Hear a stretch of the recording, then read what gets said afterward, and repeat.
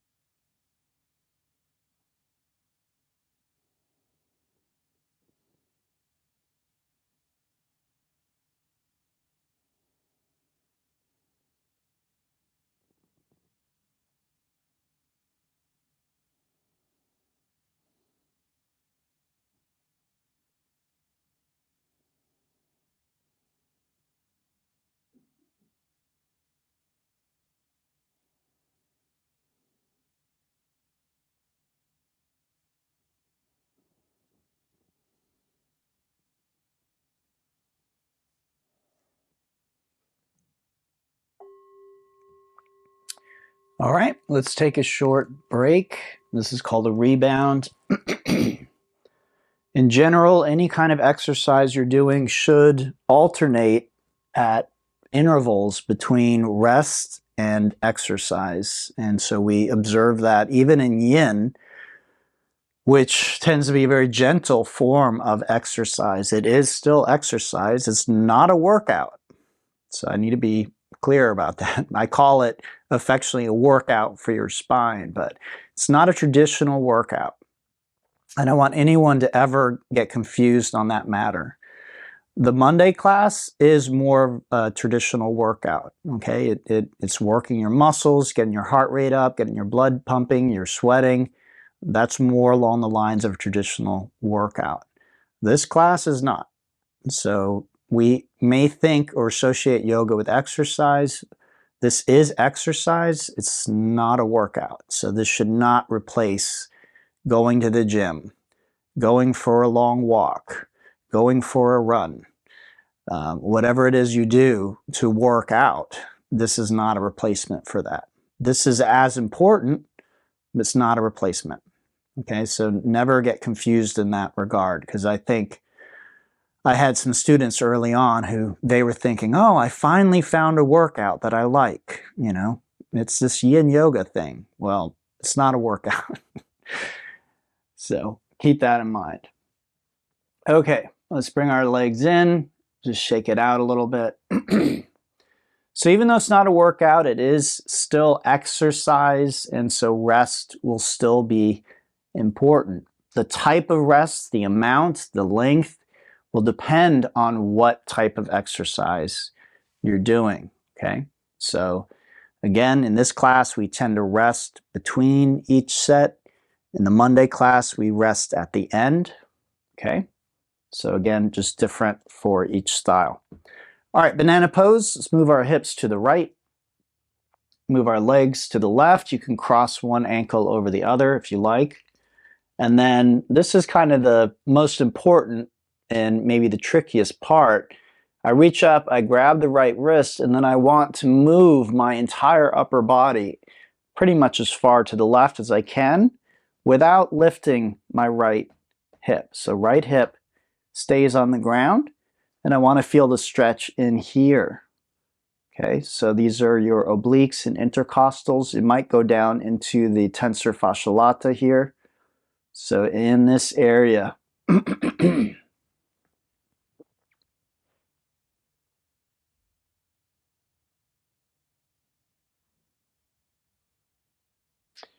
so I'll mention a little more about flow states because I find most people don't really know about them, but you've probably experienced it in your life. So very often people experience it with creative endeavors, your average person. In fact, I think the book I read said most people experience it when writing.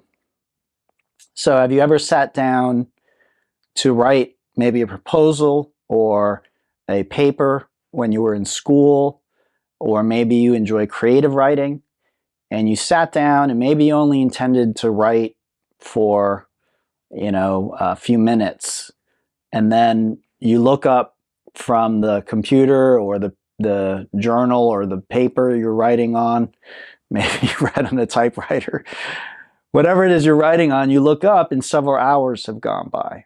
And you're like, oh wow, I got lost in that. So that's a flow state where one of the qualities of a flow state is we tend to lose track of time. So a short time can feel like a long time, and vice versa. A long time can feel like a short time. So our normal perception of time being this sort of like linear march, that can fall away. This can also happen when exercising. So it's possible, if you've done enough yoga, that maybe you've done a class, maybe it was with me, maybe it was someone else. I think it probably would happen more in person, so probably at a yoga studio or something like that. And you did a practice, and perhaps during that, you had this either compression or expansion of time, where maybe it was an hour class and you feel like you just walked in and it was over. You're like, whoa, like that was an hour?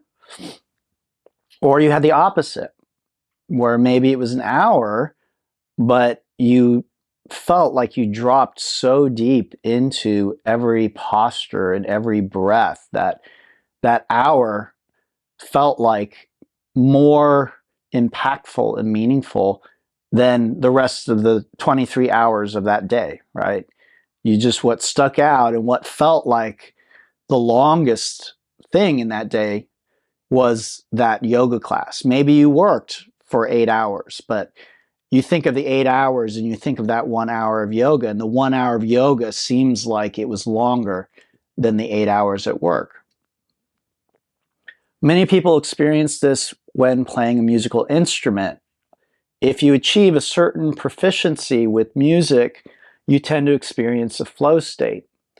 And I would argue that you probably won't get very good at music unless you enter into flow state, because I think that's the only thing that really makes it interesting and bearable over the long term. I don't know if you've ever played a musical instrument, but it's pretty boring to practice, and it's pretty mechanical and repetitive. But if you can enter into flow state, then these chemicals in your body, these feel-good chemicals, dopamine and other chemicals, start flowing. And the interesting thing is it actually becomes addictive. It's no different than like cocaine or heroin or any other addictive substance. Flow states are addictive. And this is why people become workaholics. This is why, again, some of maybe your favorite musicians are actually in a type of addictive relationship with their musical instrument.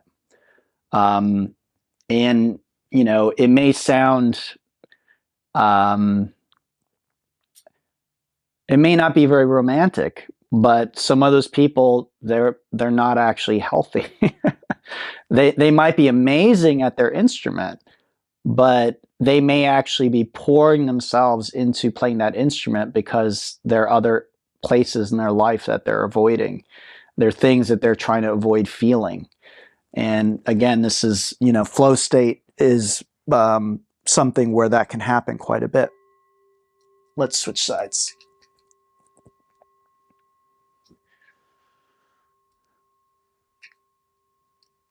So one of the reasons I wanted to talk about flow state today is this is actually something worth addressing in my own profession. So maybe you've read about or seen things about like cults or religious groups or things like that.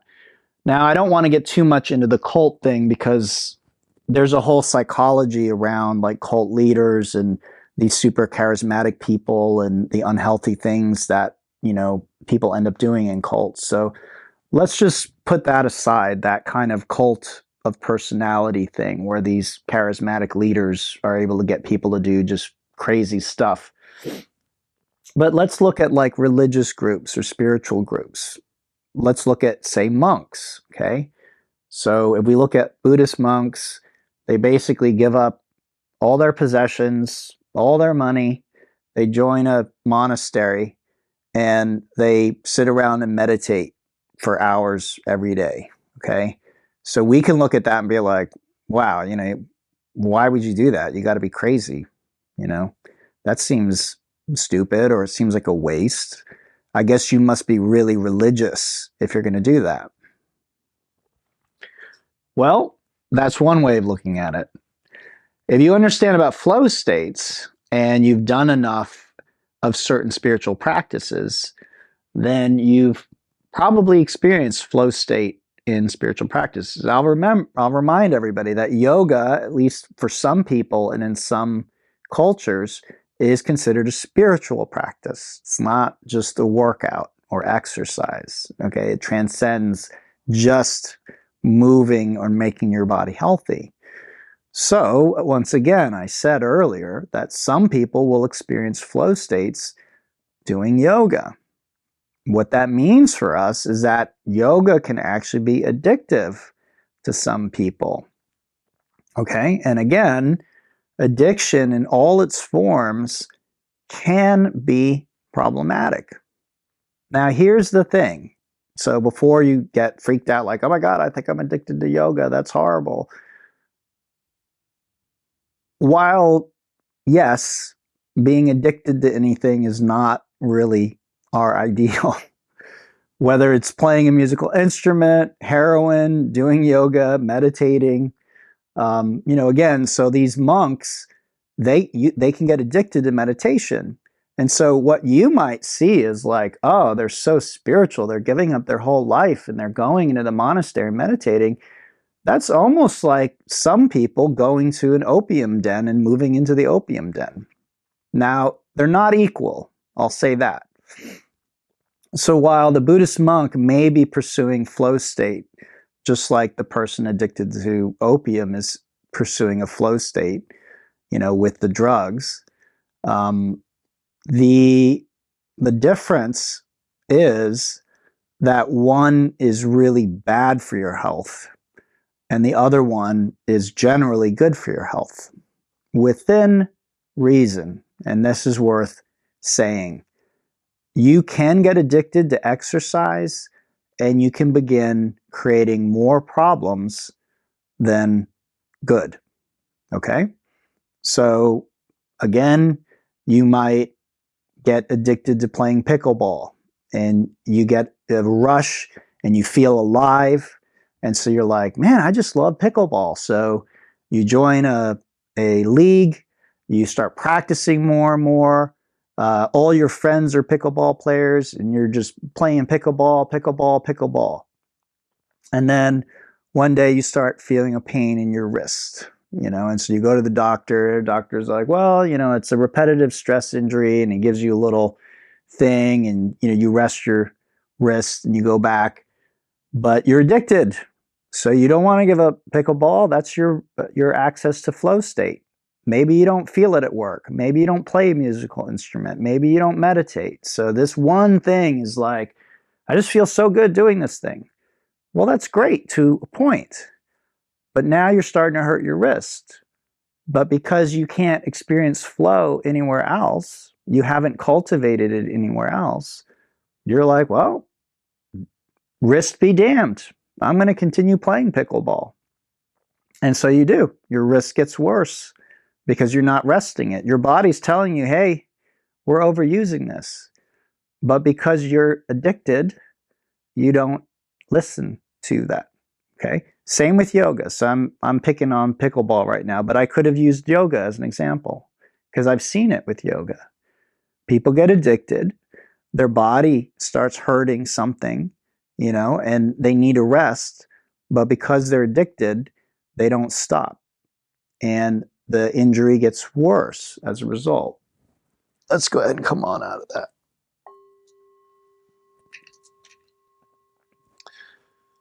So again, with an acute phase of an injury, and I've talked about this before in class, when an injury is acute, you usually need to rest it. How long that is depends. And I would recommend working with like a physical therapist or someone who's knowledgeable about these things, maybe a sports therapist, right? Someone who's knowledgeable about how long to rest something. Unfortunately, I don't really recommend doctors because a doctor has such a wide variety of things that they need to deal with that they don't necessarily know the right answer, right? Unless you're dealing with a wrist specialist, you're going to get some, sort of generic answer that may not actually be up on the latest science. And I'm sorry, again, but I know enough doctors and I know enough about the medical system to give it to you straight. Your doctor may know. You might have a really great doctor, and they may happen to know about wrist injuries. But going to a physical therapist or someone who specializes, you're going to get a much more accurate diagnosis, okay? All right, let's bring our legs in. Stretch it out a little bit. So just to be clear, I'm not saying don't go to your doctor. I'm not saying don't listen to your doctor. but you may get a more accurate and helpful, ultimately, answer from someone who's more specialized. So unfortunately, just I go to the doctor with every problem isn't always the best strategy for healing and getting the help that you need. All right, let's come into tabletop position. And we move our body around a little bit. Even when you go to a doctor, doctors vary a lot in their knowledge. You know, when did your doctor graduate med school?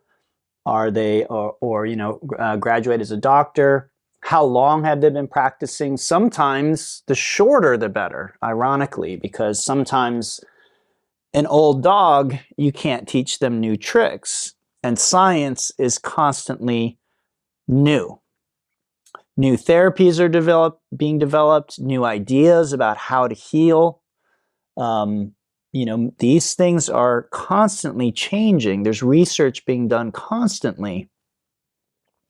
Okay, let's transition into back bending now. So we come forward onto the belly, and this is the Sphinx. We're looking for a little bit of compression in our back. So again, we're exercising our back. I said earlier we were decompressing the spine, and that's true. We were.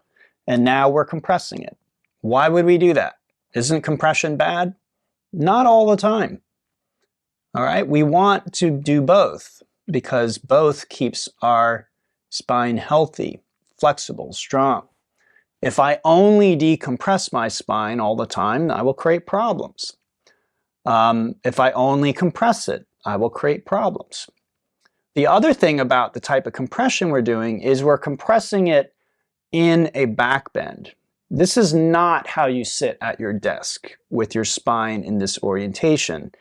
So while sitting in your chair might compress your spine, we're trying to compress it, you might say, in a therapeutic way. Now, shoulders can be depressed or relaxed. Head can be held up, drop forward or drop back. Legs can be together or apart.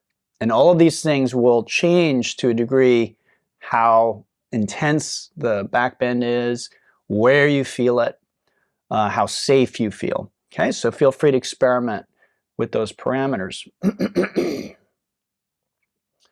So as far as I know, I'm the only teacher that I'm aware of that ever mentions this thing about addiction. And I think, many teachers and spiritual leaders and, exercise gurus,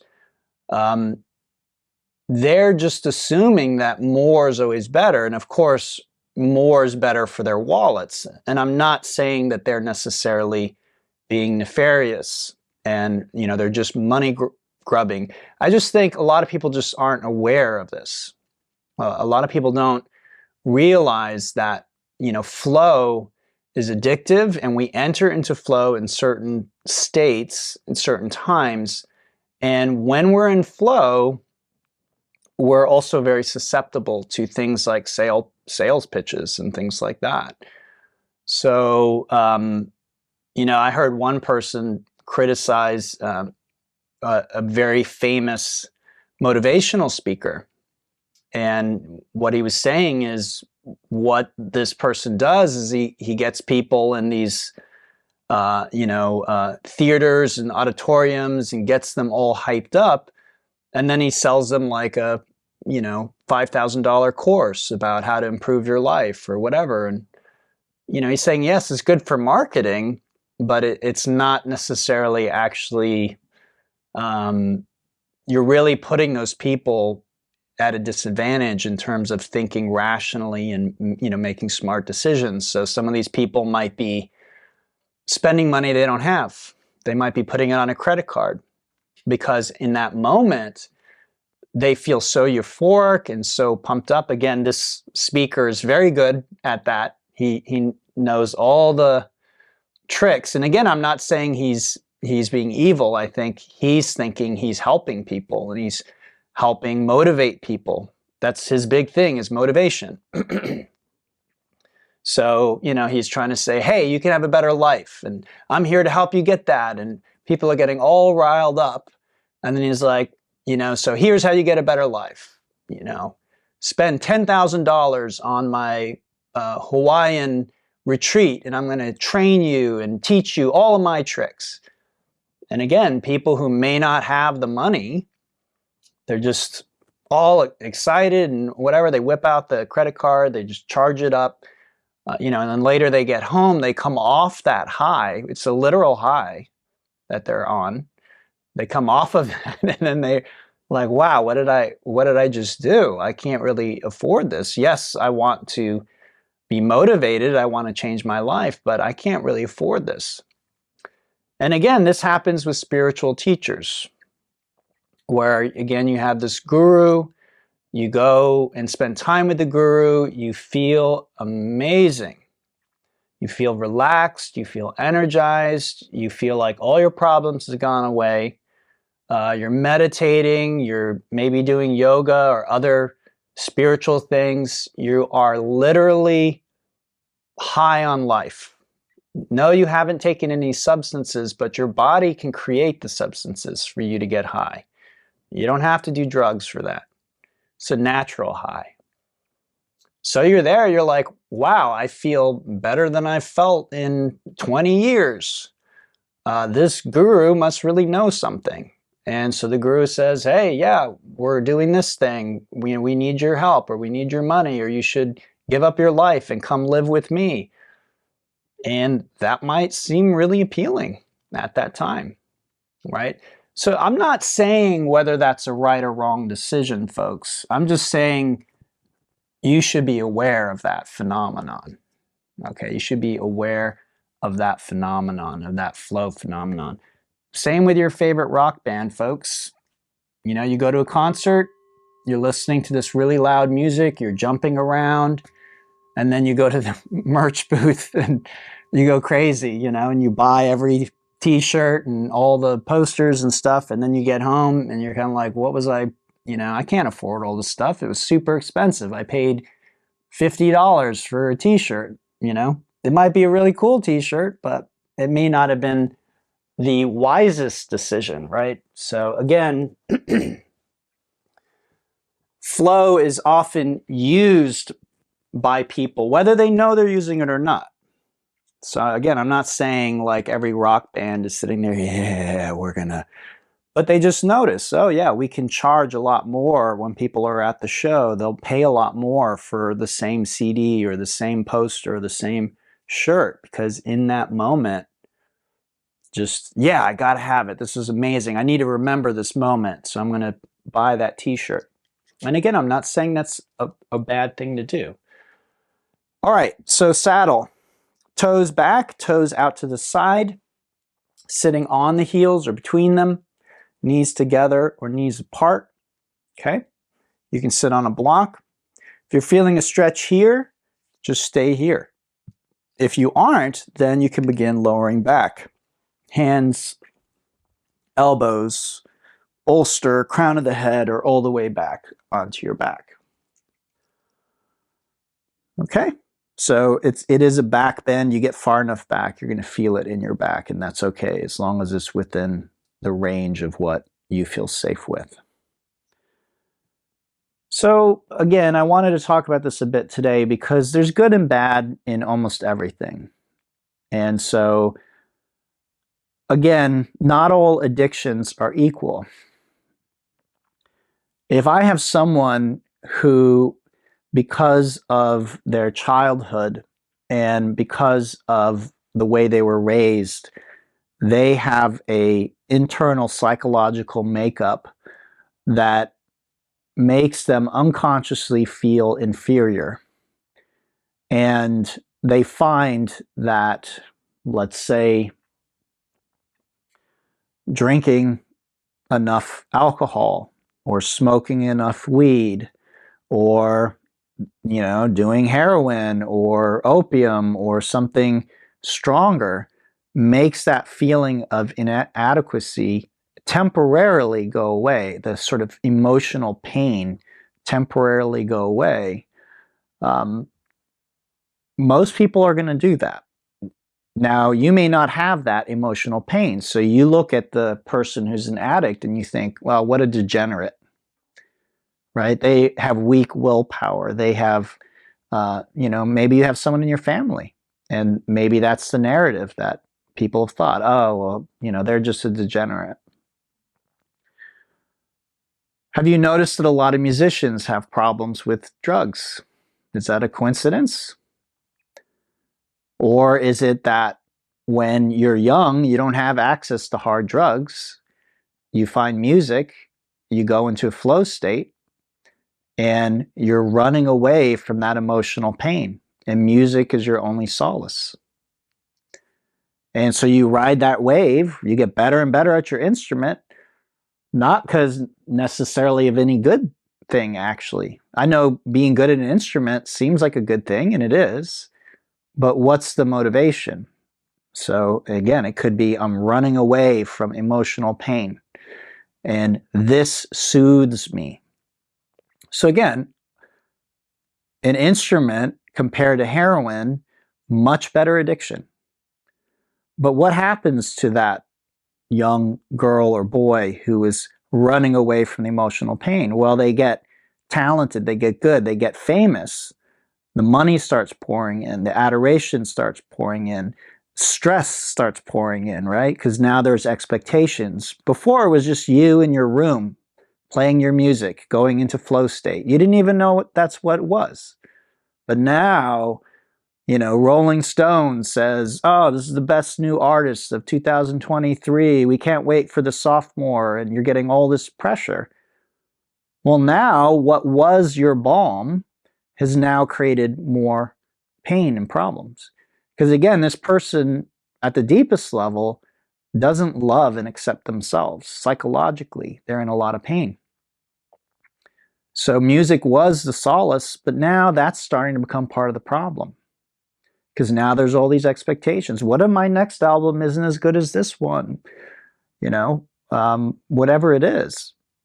So somebody says, hey man, take a bump of this cocaine, or let's shoot up after the show. Like, this stuff's really great. Oh, I got some great weed from California. It's really, really kind bud. It's awesome.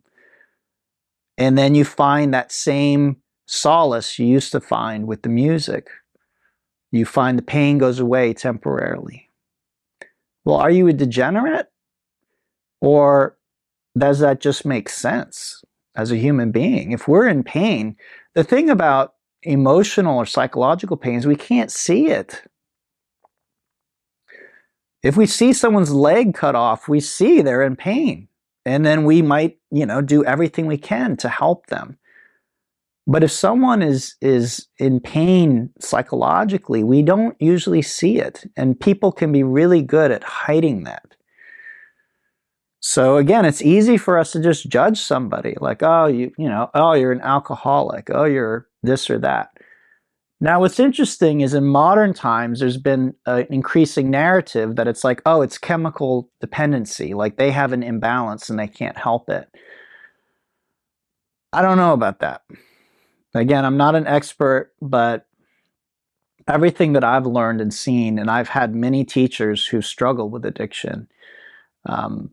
Basically, what I've learned, and again, we don't all have to agree. So if you disagree, that's perfectly fine. I'm just telling you where I am with this. I think that may be occasionally true, but probably much less often than is being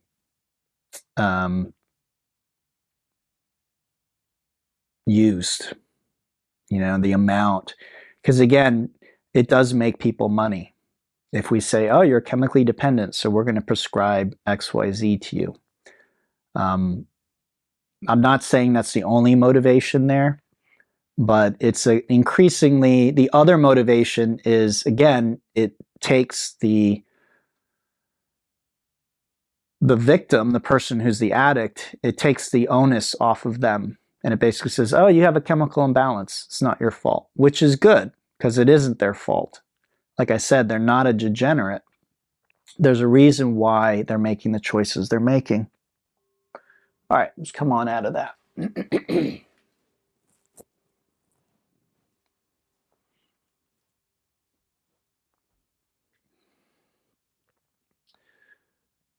So again, I've studied with many teachers who are considered like masters in the modern yoga field, and many of them have said we're basically all addicts. We're addicted to different things. We have different ways of self-soothing. We have different ways of going into flow. We have different ways of running from the pain. But what we call addiction is just an extreme of what we all do to a greater or lesser degree. Let's bring our legs in now, give them a little squeeze.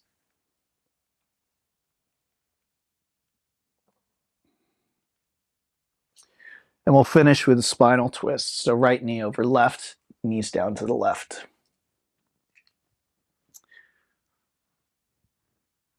So I'm actually currently involved with Emory University in a study that they're doing. And it has to do with bariatric patients. So these are people who are, I think the proper term is morbidly obese. So these are people that their relationship with food is so poor that they're actually at danger of hurting themselves permanently if something isn't done. Now, the group that we're working with are people who have been through surgery already. And surgery is not something you want to take lightly. It's a very serious decision to make. It's necessary sometimes, but it's very serious. As I've shared before, my ex, who's a surgeon, she used to say that she hopes she never has to have surgery for any reason as long as she lives. And again, this is someone who operates all the time. She sees what it does to people's bodies. She sees the damage, and it is accumulative. So you might think, oh, I have surgery, I'm going to heal, you never completely heal. You're never the same after surgery. Now, sometimes it's worth it. You were in so much pain or something was so damaged and so dysfunctional that if you just get the surgery and you fix it, you're not going to be 100% healthy or new again. That's not really possible. The surgery will leave its own mark, but your quality of life might be so greatly improved that it's worth it, right? So again, understanding these things, I think, are important. Just being aware of them. Your relationship with the exercise that you do.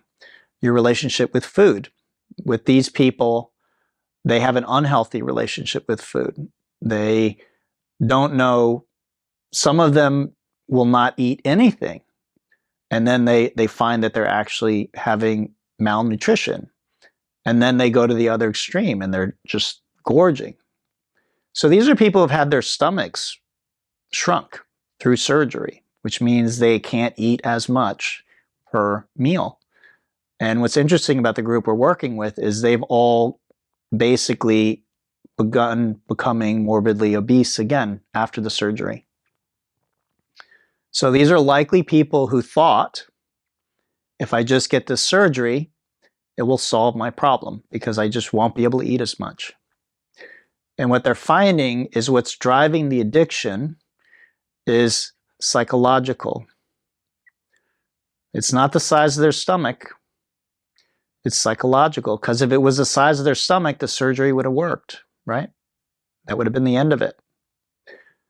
But what they've found is that food can soothe that pain, at least some of them, right? I'm mad, I'm upset, I'm sad, I feel unworthy, right? How do I make that go away? A cookie. Again, many of us learn this at a young age, right? Oh, you're upset. Oh, here's a cookie. What if we go get some ice cream? Right? We do this as human beings. We will use food to soothe and to avoid pain and discomfort. So it's no wonder that we might then, as an adult, turn to food for that same thing, right? I'm in pain. Mom used to always make whatever it is. and I would feel better. So I'm going to make that same food. I'm going to eat that food until I feel better. So again, we might look at somebody like that and think, well, what a degenerate. Oh, they have low willpower. Oh, they just can't stop eating. What's their problem? Again, this is a psychological driver. So it's important to be aware of because, again, flow states they're neither good nor bad. They are addictive, full stop. So it really doesn't matter what your choice is of flow, pickleball, music, yoga, writing. Can you sit down? Can you be an author and sit down and go into a flow state and like finish your book? Yes. Can you also ruin your back and your hips in that process? Yes. So it's not mutually exclusive. Okay, that's sort of my point here. Let's switch sides.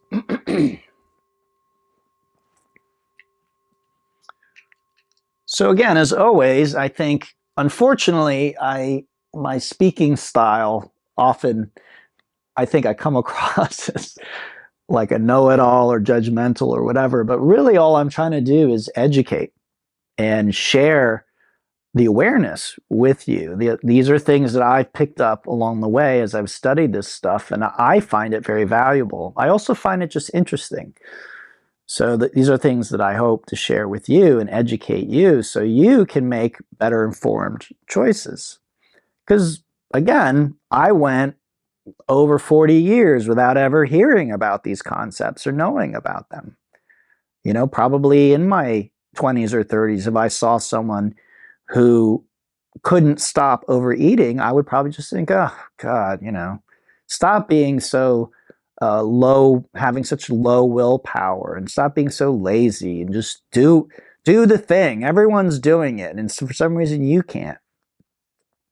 What's interesting about addiction is I know people, clients of mine, who they've just gone from one addiction to another.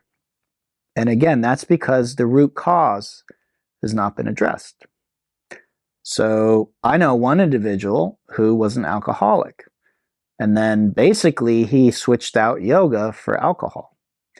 So he approached yoga in a very dogmatic, addictive way, right? Which is very characteristic of especially people who are in recovery from alcohol. They tend to be very rigid because there's, if they allow themselves the freedom to just be like, yeah, I feel like having a drink, then they go down that rabbit hole, right? And again, it's very popular today, the narrative, and I'm not saying there's no truth in it. Okay, so I'm not saying that it's completely bogus, but I think like many things, any new idea or concept often gets overused. And I think that's happening right now with addiction. So the common narrative today is like, oh, you have a chemical dependency. So, you just can't have one beer. You're just going to have 7, and you're going to overdrink, and you're going to have all these problems. It's just because of a chemical imbalance in your brain. Maybe. And that may play into it, but I'm not sure that that's the whole story. I'm not sure that someone who is happy and healthy and who is raised in a happy and healthy environment, that they're necessarily going to sustainably do that. Okay, that I think that they might just recognize, okay, maybe I have a proclivity to overdrink, but wow, I love my wife, I love my kids, I see what impact that's having. Yeah, okay, I'm probably going to stay away from the booze. It's probably not a good idea for me, or I'll just know that I have to stop at 1 or whatever it is, right? So again, yes, it's not all nature, it's not all nurture. I'm not saying there aren't certain people who will be predisposed towards certain addictions. But again, I've seen people just migrate from one addiction to another. They go from alcoholism to a porn addiction to smoking too much weed. And again, some people's addiction is actually religion and spirituality. They're using yoga or Christianity or whatever spiritual thing they're doing in the same way to dull the pain, to keep the knowledge that is too scary to look at, to push that away. And it will create problems. That's my point. If that's how we're using flow states, if that's how we're using spirituality, it doesn't matter that spirituality has a lot of benefits.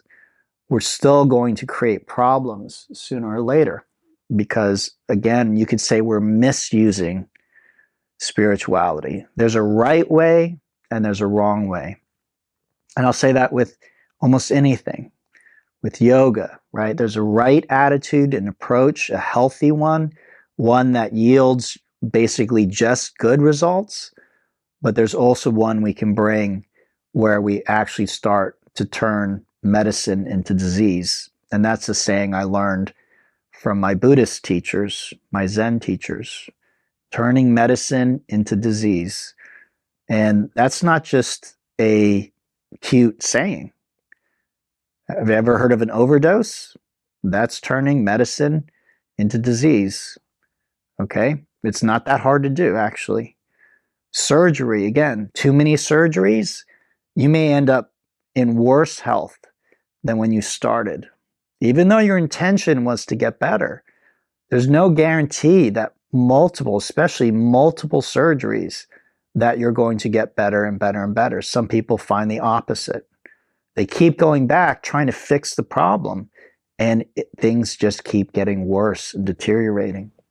And again, these are actual cases or things that I've heard about firsthand. So it's not all, I'm not just talking theoretical here, okay?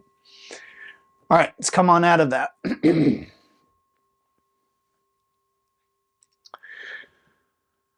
So again, flow state, wonderful. What the guy that I learned about flow state from recommends is that you find multiple ways of getting into flow. Because when you have just one way, again, it tends to be more addictive and you tend to hang on to it.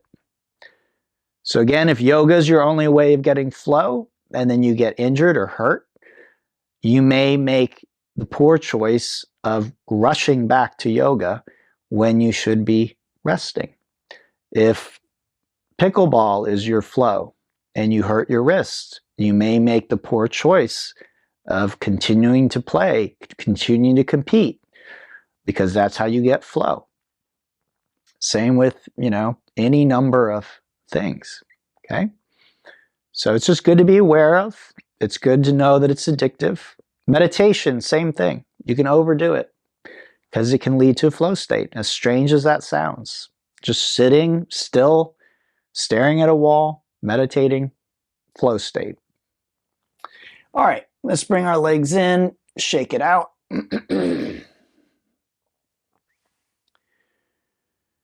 And again, I'll leave it up to you today whether you wish to take a rest for a few minutes or whether you want to go right back if you feel you're ready to get back to work. All right, everyone. So thanks for joining. I hope you got a lot from today's class. Reach out with questions if you have them. Otherwise, have a lovely weekend. I'll hope to see you on Monday for the flow class.